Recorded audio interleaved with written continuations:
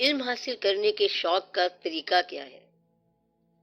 اس کا طریقہ یہ ہے کہ عشق کی ایک دست نے طے کر دیا قصہ تمام۔ اب یہ نہ کرنا کہ عشق کرنا شروع کر دینا۔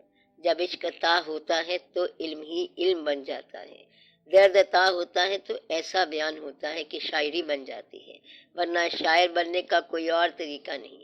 جب درد عطا ہوتا ہے تو پھر وہ شعر کہنا شروع کر دیتا ہے۔ اس کے جو آنسو ہوتے ہیں وہ نغمات بن جاتے ہیں۔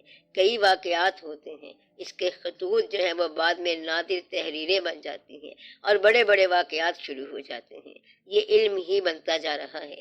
تو علم جو ہے وہ تعلق سے بنتا ہے، علم عطا سے بنتا ہے، علم محبت سے بنتا ہے۔ محبت کا جب بھی بیان ہوگا وہ علم ہی ہوگا۔ علم تو عطا ہو جاتا ہے، لیکن تعلیم جو ہے اس کا شارٹ کٹ کوئی نہیں ہے۔ آپ کو اس کی گیٹ تھرو گائیڈ کوئی نہیں ملے گی۔ تعلیم میں طالب علم کو پڑھنا ہی پڑے گا۔ اگر آپ تعلیم کے زمانے میں ہیں تو آپ کو تعلیم ضرور حاصل کرنی پڑے گی، اور علم کا دور آئے گا تو خود بخود ہی علم مل جائے گا۔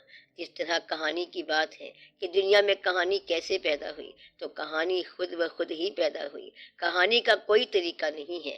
پہلا بچہ پیدا ہوا تو کہانی پیدا ہو گئی۔ کسی شخص نے کچھ بیان کیا اور کہانی بن گئی۔ تجربہ کہانی بنتا ہے، واقعات علم بن جاتے ہیں اور مشاہدہ علم بن جاتا ہے۔ اصلی علم جو ہے یہ محبت ہے، یہ سفر سے بنتا ہے۔ تو سفر جو ہے یہ خود بخود علم بن جاتا ہے۔ آپ کہاں گئے تھے؟ کہتا ہے میں وہاں گیا تھا، پھر سفر کا حال بیان کیا تو بولتا چلا گیا۔ ایک سفر کیا اور 20 سال سے بیان کرتا جا رہا ہے، یہ بھی علم ہے۔ تو مشاہدہ علم بنتا ہے، سفر علم بنتا ہے، تکلیف علم بنتی ہے، محبت علم بنتا ہے، اور یہ سارا علم ہی علم ہے۔ بعض اوقات کوئی آدمی پاس سے گزرے تو علم دے جاتا ہے، اور جاتے جاتے کہتا ہے یہ سنبھالنا، پھر پتہ چلتا ہے کہ وہ علم دے گیا۔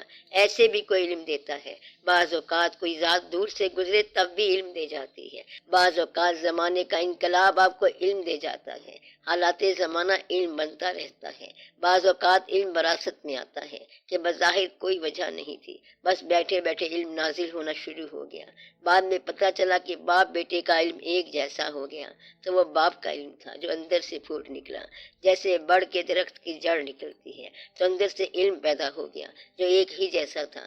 ایک درخت کا بیٹا بھی اسی درخت کا ہی بیٹا ہوگا، یعنی آم کا بیٹا آم ہی ہوگا۔ تو یہی علم ہے، والدین کا علم، بزرگوں کا علم، ماں باپ کا علم انسان کے اندر جنریٹ ہوتا رہتا ہے۔ اس کا نسخہ کوئی نہیں ہے۔ بہرحال یہ ہو سکتا ہے۔ کسی اہل علم کو دیکھ کر جذبہ تو پیدا ہوتا ہے، یہ جذبہ سمجھ لو یا رشک یہ پیدا ہو جاتا ہے، مگر یہ اہل علم میں نہیں ہوتا۔ کسی کو دیکھ کر علم نہیں پیدا ہونا چاہیے، اور نہ ہو سکتا ہے، کیونکہ ہر ایک کے ساتھ یہ الگ ہی کہانی ہے۔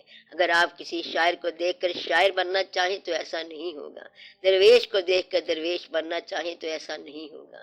تو یہ رقابت ہوتی ہے، حسد ہوتی ہے، حسد ہوتا ہے، خیال آتا ہے، اور بعض اوقات تمنا پیدا ہوتی ہے کہ کاش ہم بھی ایسے ہوتے۔ اگر وہ آرزو یا تمنا درد بن جائے تو پھر بعض اوقات ایسا ہو بھی جاتا ہے۔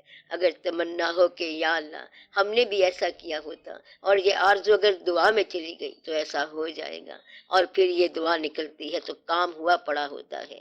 وہ انسان کہتا ہے کہ ہم یہ دعا لینے گئے تھے، واپس آئے تو ویسے بنے پڑے تھے۔ انسان دعا کی تاثیر بن کر خود ہی آ جاتا ہے۔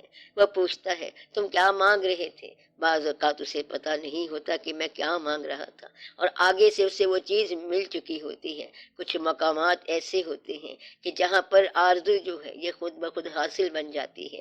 اس مقام پر اگر آرزو مل جائے تو سمجھو حاصل ہو گیا، اور یہ بہت بڑا واقعہ ہوتا ہے۔